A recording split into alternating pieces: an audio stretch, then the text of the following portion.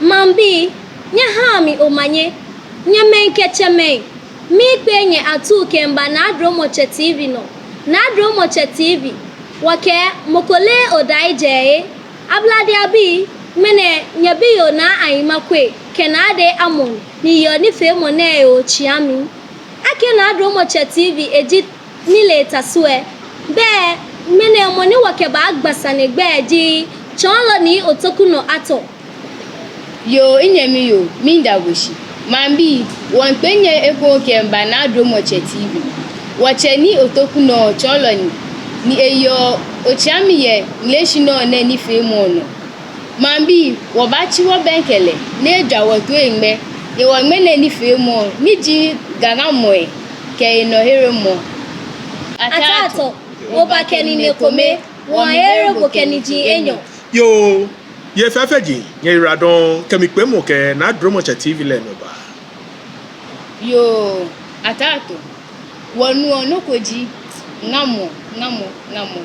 ke owo ba nu ni menen yake ni beke na egbu mu engamo elemo ngamo wonto obi buake mini ji ngamo. Yo inyemi yo radon alebo ne shi abiyo wobi wo yake kenkle ngamo denche nengbeje danu wo ba nu no ni ji ngamo shishi e wo ke ngamo wiemu eje no ni wo to la ke ngalo ko ke ngalo no ni blo to la ke wise person eje mlin eba no mo fie mo na ba ka ke ngamo be bele na ka mo apagba ke ebe nga lo asusu ake ebe nga no ne ke ngalo ne na ka awon ni mene echo ngamo no be mo ni yo je me edamo shikeya gbomo adesa no wo ke ake nga mone agbene wo bi wo ya ke miniji ngamo eji simo wiemo ni ajegbe asa atu ni ahala ni ake bio mo hebojian sande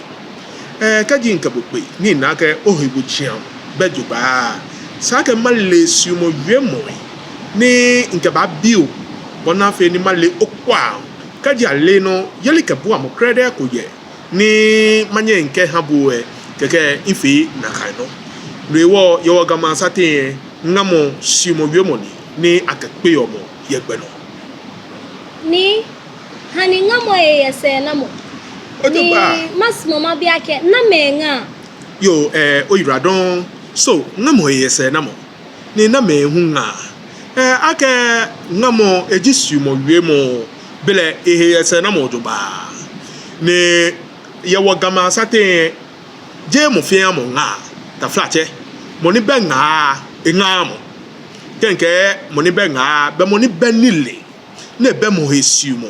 ne be mo hido bele engamo yewo game asate no ewo meni yo nga ji meni nga yewo game asate kejo be nga bele ongamo kokoko ni se na mo baba o ye ngamo ahe masumo ko ni ike fioko ashwe mambi aye nu wo kel buwo he joba se na mo ni yo ngamo aye ekumeji ngamo ekpo me ne fi ame ekume no ngamo ke ekume fe mu ba me ate agbene nwe ngamo eji osumo po echon keji nkabukpe ni ngabo bo ba na esumo lo ba ngami ni ngamo yo ne ekun yin to fona keji ale no oto oyin fon yemi he ake ota mi efon ko ofe lo eshako ofe ni njimoko ni fon bo ngamo naka yin ni oto ekun naka yin to ka chongamo no ngamo enyo ekun yin to fon na fioko ni masumo ko ni mabiale ni ameke bu abehe ne yo ni to mabibu ake ani mla ku ye ngamo elo ni ke mla ye hu me mla ni yo ngamo ya yo nyami yo na de oyiradon ke osane bi mo ne yo gama sate mla ye woni bi ahedogba ngamo tete mla ye ne wo ba sumo ko ni mabia na le mla fio ko ni yo ngamo yo gama sate ake nini abeku ngamo ake nini abeku ngamo wabi wa yake mehewo na ake nini abeku ngamo ekomeji ake eton bule yo gama sate ake nini abeku ngamo kokoko ya oke nini abeku ngamo eton ake obemu bule na agbene nwe abeku ne akafe ni papa yo gama sate wo fe wole no ni ake abeku efio momosa ni ita paneno ni make no ni ake ni abeku fio shi wo fe wole no ni ake abeku fio ye wo shin ate nke ni agbene nwe mla ko ni yo ngamo eji adamo mose angamo no onye madamo bu yo fefo na de ose ni mangabo ni yo fefo na yema bo onye madamo ose ni mangabo kaji mi taw mangabo be sa ke mama je ohin mangabo adamo mose angamo na agbene nwe adamo shon angamo kaji ganyojibu no ye gama sate ni o tawo ngamo ka oteshi lebi ni ofoko oyin ni ogbuloko da obehegbe ni ongamo eko ohun ji ake keji ale no o ya ko na alo o ya kuncho no lo o ya ni ase obehegbe ni ongamo abu fayun akangamo ye dame asate keji o tatankuta yo da anwe obehegbe ni ongamo alo twapia ne yo ona no ta be obehegbe ni okangamo keji o to ngamo ko sa ke odie ne keta akucha ne lo twapia yo da ni ongamo no onye iradon kasa ne bi mini eno yo ngamo yi yo oiradon te osane bi mo ne ye wo gama sate we ngamo eno ibaba o ne akanga ye ni femo instruct yable eno e komedia ke wo ye dagbi ngamo e ja ke gbi yo ne wo ye lebi ni wo ye swane ni wo ye gbeke ni wo ne ke be ne ye gbi ne mi e wo won dagbi be ke angamo ye no se wo ye gbena nye loy angamo ko ke gbena nye loy me ni atoto ame he buji ye wo mami na me ye gbena play ye wo sate wo ye mancheme ye wo sate wo ye wulo me ye wo sate wo ye wo wa ye wo sate wo ja se cheme ko chami keme kpana na to ame e buji ye wo sate no ne ke me ne wo cho ma ke gbena nye loy no wo ngamo krede ni akenga ne ke me ne agbene nwe wo ye fomo bian ngamo kaji yo ewetere ni ete plekemo ni e apleke hwehwe ni iba aya ngale no ay ngamo poten ni akenga yo for you ne wo cho na kan ngamo ake fomo bia ngamo ye no se wo ye yara no ngamo wo ke yara shishi ngamo wiemo di yara no ngamo ne kaji ale no agboye mo no ni ote nekemo ne ni agboye eno o ye ngamo krede ko ni ba ngale je da gbengamo je no ka ba ngale don shimono ne be no ni no enyo inwe wo aye ngamo krede ni asa atu wo cho no ake yara no ngamo agbene nwe wo ye afi bia ngamo wo ye afi bia ngamo Christopher ye be na me yo afi shikwen bi un ye be na me yo afi agbene nwe Islam bi un ye be ni ame yo afi no kaji ame ye ne ke gbijro ne ame ngamo krede ni ame kenga ame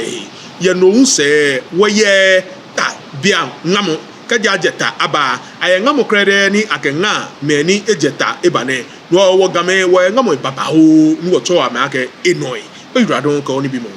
yo atato ye mi to ma bi wake aye ni bi alo akọ ni bi no dani angamo lo o fa ne ate shikeke angamo aye ni bi krede ko me ni akwel dani angamo wo bi wo yake mini ni bi ko me akọ dani angamo klenklen dano ba angamo ko sani olepe kaji lebi alo shani alo gbeke alo afibia alo mo efo sani olepe no ya ni oke angamo ne agbene won no ni ji enyoji ni femo sani ole ni femo krede mle ni mo yo dani obanga ni femo ne bla foto la ke activity so yara bia mini alo bikpo die mo bia ni alo taya biani alo afiyeli bian alo mo echi banku alo mo ehu no we nutuloi ni amenchuni ni we tonloi na mo amenchuni no nege be na enwa oba kwe ni fe mo ni mo fi o dani okaba ngale so mo eye ni no kaje mo ye ni be aye ni anshi alo ni anshi ngamo ni akenga no akọ agbene nwe oba kwe dale mona ni angane so nkele tupen alo mo eyemi nupa alo yelo nupa no oba kwe dale dani oba ngamo ne ye no se oba kwe jebo kami ke jebo wo bi wo ya ke mi ni jebo jebo shishi chomo dia ke mo eyen nusu alo eyen yosu lo dia ke mo so nuni alo joni wo ba kwa jebo agbene nwe ye no se wo ba kwa jifale age meni miya yanga amene so ameyifa alo mokumeto no apo yifale gbe konko dia ke jikule kaji me ameyikule fa alo ifa no akwa dani angamo inyemi yo na de o yura don for the people yo atato be wonder bo shiwa fine oye no ko fi oni obanyo ke man bi yo o yura don gbete na kaji okwe game asate noni game fon femu be febi ji ngamo ne amenyie eje amengamo dienchelo noni woni mani meka wona mana meshi hawo he ne da ne ka di otega manti ase no no nuo ye gan tete ketete dede ke kokko na ji enyemi yo na de good morning lo enyemi yo na ayema good afternoon lo na ajele good evening ka chegbe ke blofo ngamo engale no ba bi wo aga so game wo be ngamo lo na je good morning here ke good afternoon ke good evening ji wo ngamo dabi wo ye ngamo ni wo ke nga wo ye ne ke morning ne ni wo to le lebi ye ni wo ngamo ni wo ke nga wo ye ne ke afternoon ne ni wo to la ke swane ye ni wo ngamo ni wo ke nga wo ye evening ni wo to ni ye gam ye wo ka ke gbeke wo ye ngamo krede ni wo ke nga wo ye mo ko ba bia ke no jimini ye lebi ye wo fe wo le ake hunu ejio ne ene fe mo mi mo fi mo ne bote etumi ejio po ta mo boni hunu ejio po pepepe no keji okanunu ejepo lebi keji nkabo pe neji wo kan pe be mba ke ake ojeko anyemi keji nkabo fe yin afiko memi ta ke ncho yin ka ake akwo afimi no ojeko eji wo lebi ngamo ke ha mokume ka oto ngalo ba ka ke ojeko anyemi ko le mo gbe wa chin itan ko le igbe bo ba nyo ka ke awo keji mo ba nye fobu lo keji nu ni le ba nye fobu ba ka ke ata shikeji yo ba ka ke awo shikeji otupen fonyo ni bo ba ka ke anyemi keji obini bebele o ba ka ke nibi ojeko imbi no wo wiemo ojeko wo bi wo ya ke te shishi blofo good morning won me blofo me na ba tun wo ne good morning na shishi eja ka wo game ojeko wo le shishi ojogba ko ojeko shishi tun mo ja ke ojeko na yemi awon aka ojeko bobo tetumi ni ojepo no poni oje kejo tumi na yemi ojepo ni mena efe ojeko no ka moko ngabo ojeko lebi o ba herele no ke no heremo yemo na niji jo anyemi yawa gama sate ka ojeko ohele no ba ka ke ojemra dabi o ba ple ngamono no ni blofo ka ke you need to accept the greeting first sa no ple ngamono o ba ple no o ba he ngamo o mi niji jo keke anyemi ya no se o ba ka shwande ni wo bi wo ya ke me ngamo ake nga wo shwande shida ni maba shwande mi masumo ko ni magbla ne ke ojemra ne shishi mahama bi ojemra shishi chomo kuku eke ya ke bo ojepomra ake ojemra bo ka wonu efe jemra no wo kaji mi ngabo ake ojeko we oba here no ake yo ojemra bo here ngamo no oha ohe no ba aka ke yo mi jemra ta ke ngabo ake ojeko no ba aka ke mi jemra so ba aka ke yo ojemra ba o ke naka no here mo ba ha mi ake mi jemra njepomra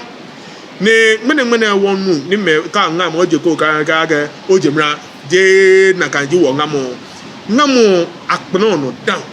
dani aheriod hwane minini hwane gibe ni hunu edamo tutuwe wo fin no ni wo cho le mene wachiye wo fin eko hunu ji no ni wo ketwon wo be no wo lebi e hunu ejio ni hwane hunu edamo no ni professor la ke afternoon hwane hunu edamo no wo kaji hunu edamo to ba fe to ba na ke oye hwane bia ona fe ni okenaka ngamo anga onyemi lo onyawo lo ochata lo oni lo ona ko ko question ye hunu e ba kan opampa ni osusuma fi obibio yo na janshi tamo odamo osusuma no bebele wo ye hwane bia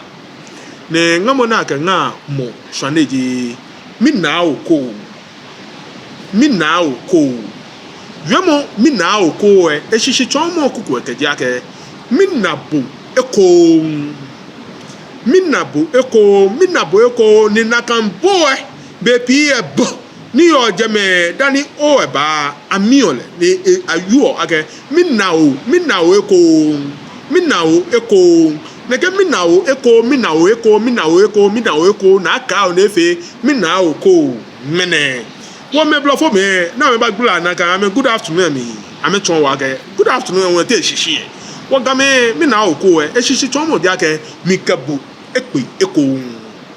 ni mono ngale mi na oko e ba here no ake jo na ejo ne ke na ejo na te shishi ake minabo ye hejolemlin mikabo pe mi ejoleson dromoson tamo nye ananu ni blofoto la ke TV gbeke na dromo no be dromo son mikabo ekpe yemi e ja ke onu oko nyemi e ko pe yo ni jeye hejolemli anyese lo ahomoko eni nale shikejo kele pe ye hejolemli boba ka ke yo na ejo agashi be onale ye hejolemli ni yaneke mina oko na mi ebio ni sake woleo ni woke buo wo he joba ye wonu femo mi sake wonu ngamo ne shishi joba agbene nwe ye wo gama sate kaji obebe ni okaba ngamo shane no ba anyo kele page ake anyemi mi ngao kaji osumo no ba aka ke mina oko eja ke be bebo obebe oyo ya no ya eko oba ke anyemi mi ngao no twa ke be odamo be no lo le be poten na twa ne ke mi ngabo ne oba anye ni okekele ye le bibia mi no ba anye no okekele ye shande bia mi hu de ba ka ke yo mi hero no ne agbene kaji hunu enyoshie wana wale ake hunu yawo eja ke etioshi ni edamo ne nyoshi eshinyomi ji ewo be no wo yeneke wo be ne biami bebele dun ewo taji dun we be obote beke mle ni yo gama sate wo ye ngamo krede ni wo ke nga wo he beke biami moko ba bia ke no jemini lebi to mojepo no ke la ke ojepo no wo ne kan ojepo ni ji ojeko ne hele no aga yo ojemra ni hwa no ke le pe no ale mi na oko ne ke yo na ejo begbeke oba hamo osue te shishi eji okwafoi angamo ne je ake jamu eyo kwa pe dani oba anye ni okenaka ngamo angale ke ji okwafoi angamo benutuloi angamo ne ke osue ne ja ke asheleko ni mo wo eke ashele asue mini ji ashele aje nutumo ko ni mo wo ete onya gbepamo no wo onya gbepamo ne epuese bashian shosheshe no many ebeba ni na ehia ba ma metonyi ameba hia mrami no wo kenkle bonutulo bo ba nga me no ba ni na ake nyehwe kaja maipi shikaji mokumie ohwe nyawo lo ohwe chata lo ohwe mibi lo ohwe anyemi ne ba yele na ake yo ohwe mra yo ohwe mra bebele leke akashi e ahwe eno mra ashele ni ewu eke no ya shashi mrami no ya wagame asate wangamo eche joba ni shishinumo ye wangamo ahi ebi ni sake efe wo fe wo danta kocha ni wale ni wakabu wo he ni wakangangan wo he be fe be agbene nwe to obi akashi so ngamo ye se na mo elo ni tonye ka ga ngamo ye se na mo yo gama sate ka joba ngamo ko sake ochimo beta eja ke taflache mo egbe kadi ochi eta ahe ayake pokoka uke nakamote kenka poko wo ye po strut je nakakpo mi chon shimi chon be ake be ko ye uke nakamote no onye ochi mota no oho no fonga mo keke kamus mo ba hele no kes mo nwe ehele no no ye ogama sate ka ba ngam ko achi mo beta dani anale onye no fonga mo keke no oba chimo gbeta ake na ayema lo na de nyejeko ne nyeba hele no ake yo ojimra kaji mi kume inganye be nyeba hele no ake yo ojimra woche shikaji me aboni ke banganye ameyifa be nyeba hele no ake yo nyejimra woche me ihe ya ake ene efefa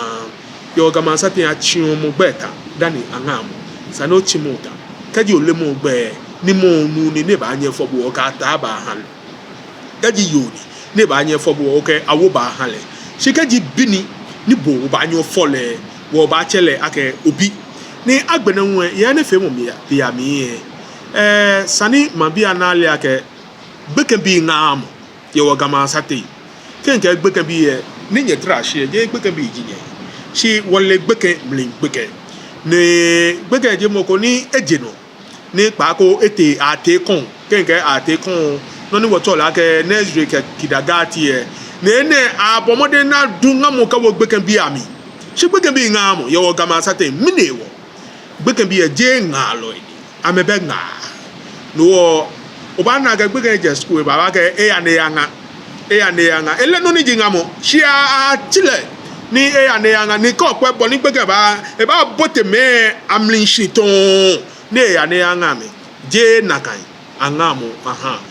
gbeke kaji yin fa ne leo no ni ji ngamo eja ka ngamo eji wo daada ni fe mo ni eye wo satin wo gbeke hu e ba be ba kase boni anga aha ye wo gama satin kaji nu jibu e ko ba anga ogba no ni wo to la ke project do photo la ke salute ogba project shikaji yo jibu e be ode nkoko ne o ka ba ta ekomi emi tamofa ipamo afi o no ka ba omri shigbe ne o ba do omi fi o ketun onupai akeshi o ngam mene wona ni ye dede anyomefe mi gba project kaja metomo astrafoi na me ya tanjio no ele wonye wole won ha shi ebi ni wakuse wako wo mama papa ke ko ngamo aye ni wobu ta ke ntonye ke abu fai akenga me ni bu ofai ke ngamo eton bu le yo wasate erado yoni wonda boshua ye beni onake hawo o hawo hele shiake wongamo asuma shishinu mo yehi wo babon wongamo ekun mambi be febi wonda to fele shiake enwo obi ni wo keneke ni fe mo na eba ogbe wo me a eninya nudi inyami yo na aima ke woche atato ke mihu na de hamon wo ke na do moche tv bokwele odaije he wo se ekunwe wo baba nyegbe